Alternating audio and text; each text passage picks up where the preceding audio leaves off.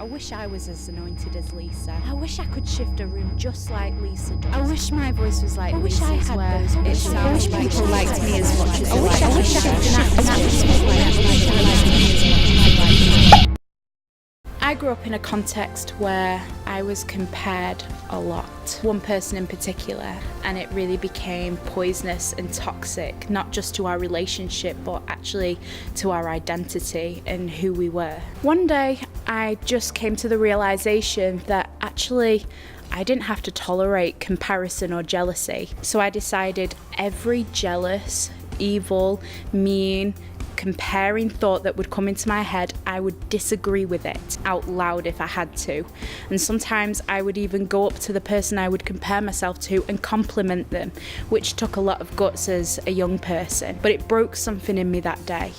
Suddenly, I started appreciating myself and liking myself. It poisons relationships. It poisoned Joseph's relationships with his brothers. His brothers harbored that jealousy and comparison and then ended up selling him as a slave. Joseph could have been a great blessing to his brothers. If you want to grow in a worship team or a pastor or any kind of leadership, you cannot be comparing, you cannot be threatened by people that maybe seem more gifted than you, because actually they're put with you alongside you to be a blessing to you. I have some of the most incredible singers, musicians in the world, I believe, working with me, and I believe that God has given them as a gift to me because He can trust me with them.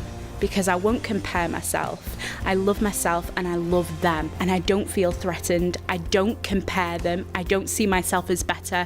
I see us all as these great pieces to a great puzzle that God is putting together. You can't compare yourself to other parts. You may have the same gifting as someone, but actually when you work together, when you put together, it just makes it so sweet that actually they're amazing at the same thing that you are. When you put anointings together, there's just an explosion, especially when there's similar giftings, because it's so complementary of each other. It's so important as a leader to actually put these things away, because the reality is if you don't take thoughts captive, they will take you captive.